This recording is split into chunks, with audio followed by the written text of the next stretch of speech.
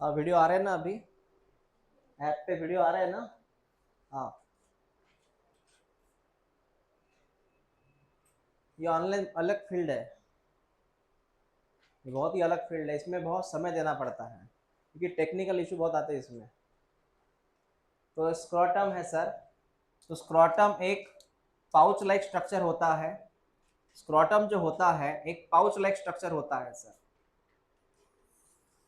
इस पाउच में दो चेम्बर होते हैं। ठीक है। इस पाउच में दो तरह के चेम्बर होते हैं। इसका सरफेस एरिया ज़्यादा होता है। इसमें दो तरह के चेम्बर होते हैं, इधर भी टेस्टीज है और इधर भी टेस्टीज है। दो टेस्टीज है इसके अंदर। जैसे मैंने लास्ट में बोला था आपको, यहाँ का इंटरनल टेम्परेचर 2 से लेके 2.5 डिग्री सेल्सियस क्या रहता है बेटा? कम रहता है, लेस रहता है बॉडी के टेम्परेचर के हिसाब से। अब जरा मैं आपको एक चीज़ समझा दूँ, वो प्रॉपर समझ दूँ। सर कौन सी? देख, ये टेस्टिस जो होता है ये ऊपर से हैंग होता है ऐसे। ये ऊपर से अटकता है ऐसे, नहीं तो गिरने के चांसेस है इसके। और नीचे से भी इसको हैंगिंग किया जाता है, इसको सस्पेंड किया जाता है, मतलब इसको होल्ड किया जाता है ताकि वो बीच में रहे। तो ऊपर से एक रस्सी की तरह होता है फाइबर जो उसको पकड़ के रखता है, इसका नाम है स्पर्मेटिक कॉर्ड। क्या नाम है इसका? याद रखो, ये एनसीईआरटी में नहीं है, ये एक्स्ट्रा में है। जिसको होल्ड करके रखता है स्पर्मेटिक कॉर्ड। और ये नीचे वाला जो होता है जिसको होल्ड करके रखता है वो होता है बेटा ग्यूबेर्नेकुलम। क्या नाम है इसका? तो नीचे वाले इस होल्डर का नाम क्या है? ऊपर से जो होल्ड किया उसका नाम स्पर्मेटिक कॉर्ड। ये बात समझ में आ गई आपको? क्लियर हुआ ये? समझ में आया? हाँ। दूसरी बात, अब देखो ऐसी बात है, आपको शायद पता होगी नहीं होगी मुझे नहीं पता। ये एब्डोमेन है और ये है बेटा स्क्रॉटम। एब्डोमेन मतलब पेट का एरिया, जहां अपना स्टमक है, लीवर है, वो एरिया। और स्क्रॉटम, दोनों के बीच में एक दोनों के बीच में एक पैसेज होता है। इसका नाम बेटा इंग्यूनल कैनल होता है। कौन से कैनल? इंग्यूनल कैनल, याद रखना। It connect both one abdomen as well as scrotum. मैं जो बताने वाला हूं उसको ध्यान से सुन, शायद तूने कभी पढ़ा नहीं होगा वो। सर, बॉयज का जन्म होने के पहले मतलब बिफोर बर्थ टेस्टिस पेट में रहता है। बिफोर बर्थ टेस्टिस कहाँ रहता? पेट में। तब वो नॉन फंक्शनल रहता है, बराबर है। लेकिन जैसे बॉयज का जन्म होने वाला है तो लगभग सातवें सातवें महीने में या 8वें महीने में ये टेस्टिस यहाँ से मूव होके स्क्रोटम में आता है। तो टेस्टिस पहले कहाँ था?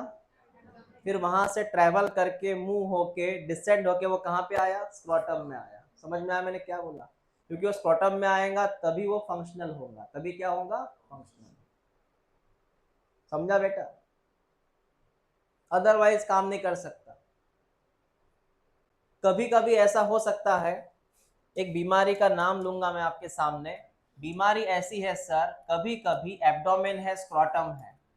समटाइम्स सर, समटाइम्स ऐसे होता है सर, ये जो इंग्यूनल कैनल तो रहता है लेकिन जो टेस्टिस होता है सर, ये टेस्टिस नीचे नहीं आता आफ्टर बर्थ भी।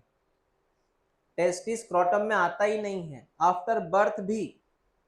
फिर ऐसे जो मेल होते हैं या बॉयज होते हैं वो स्पर्म नहीं बना सकते। Failure of sperm production because the failure of the testis descent, मतलब ये स्क्रोटम में नहीं आया। इस बीमारी को हम बोलते हैं बेटा क्रिप्टोचाइडिज्म। क्या बोलते हैं? इसका मतलब ये है कि इन बच्चों का जो टेस्टिस होता है वो अभी एब्डोमेन में है, वो स्क्रोटम में नहीं आया है। फिर वो सर्जरी के जरिए उसको फिर स्क्रोटम में लाया जाता है। समझा मैंने क्या बोला? तो पहला सवाल, एब्डोमेन से स्क्रोटम में जो टेस्टिस आया वो कौन से कैनल से आया? कौन से कैनल से आया? बराबर। अगर वो नहीं आया तो बीमारी कौन सी होगी? क्रिप्टोचाइडिज्म होगी। टेस्टिस को ऊपर किसने हैंग करके रखा है? इसकी दिवाली आई है।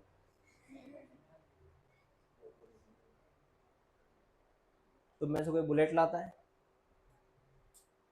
बुलेट लाता है तुम में से कोई? नहीं ना? हाँ, तो यहाँ आके फटाके फोड़ते रहते हैं।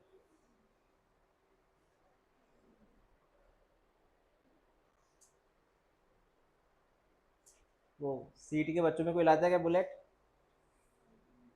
कौन लाता? अपने यहाँ है क्या? हाँ, वो। हाँ, कल ही डांटा मैंने उसको। कल ही डांटा मैंने। हाँ, इसका नाम पता है ना क्या है? ग्यूबेर्नेकुलम। लिख लो इसे, स्क्रॉटम।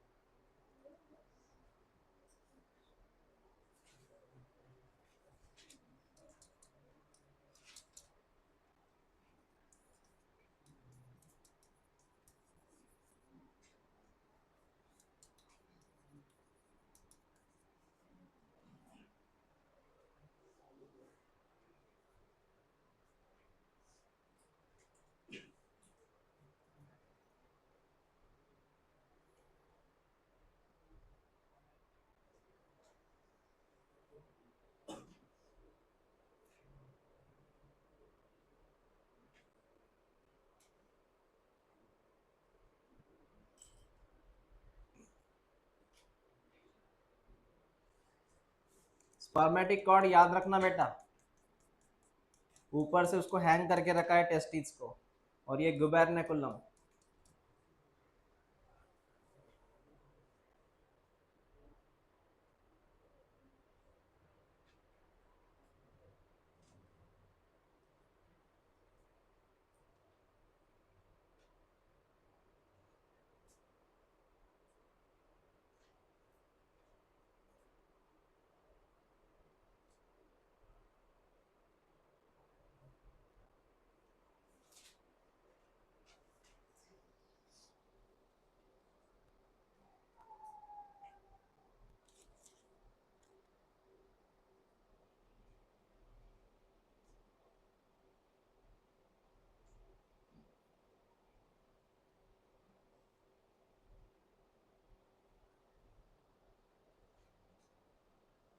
हो गया?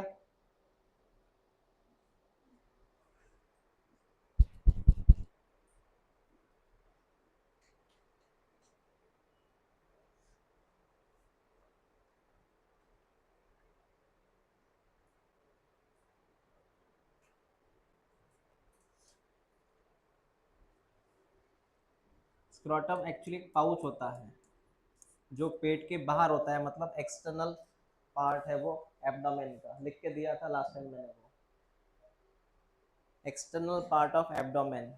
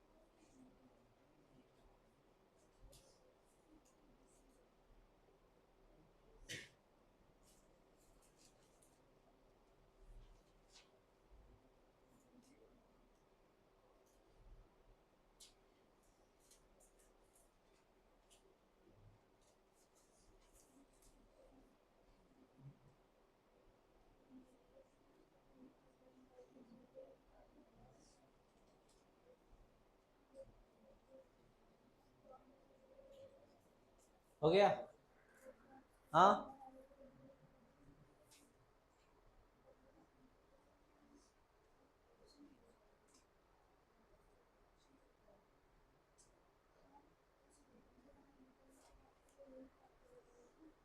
क्या होता है क्रिप्टोजाइडिज्म?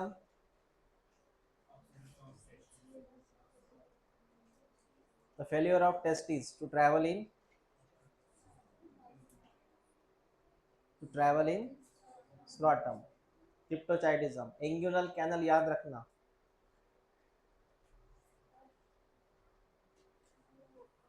टेस्टिस तो 2 to 2.5 डिग्री लेस पे ही रहता ना, तो उसमें इसका भी टेम्परेचर नहीं होगा तो फिर जब वो मतलब सिमिलरिटी टेस्टिस में जाएगा तो टेम्परेचर बॉडी टेम्परेचर आ जाएगा।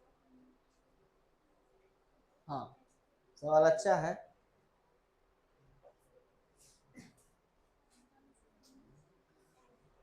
देखो, स्पर्म प्रोडक्शन में जो प्रोसेस होती है स्पर्मेटोजेनेसिस की, उसके लिए जो हार्मोनल कंडीशन, उसके लिए टेम्परेचर कम लगता है। टेम्परेचर का असर स्पर्म पे नहीं होता। अदरवाइज अगर फीमेल की बॉडी में जाएंगे तो मर जाएंगे वो तो। टेम्परेचर का असर स्पर्म पे नहीं होता, वो प्रोसेस के लिए होना चाहिए। Process, not for sperm. क्योंकि जो हार्मोन काम करते हैं उसके लिए जो टेम्परेचर चाहिए वो चाहिए 2.5 लेस। समझ रहे मेरी बात को? स्पर्म पे टेम्परेचर का असर नहीं होता। नहीं तो वो तो जैसे वो यहाँ पे आ जाएंगे अपना वीडी में तो मर ही जाएंगे वो तो, है ना? हाँ। खुद को वो एडाप्ट कर लेते हैं। खुद को क्या कर लेते हैं? एडाप्ट कर लेते हैं वो उस टेम्परेचर से। नाउ नेक्स्ट, एक्सटर्नल जेनेटालिया में लास्ट टॉपिक है पेनिस।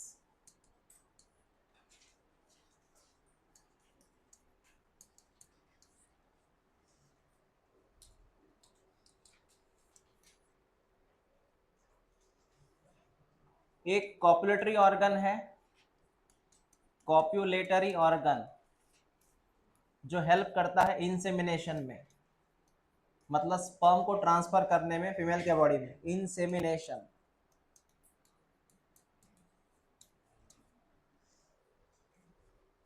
एक तरह का इरेक्टाइल टिश्यूज है, इट हैज इरेक्टाइल टिश्यू,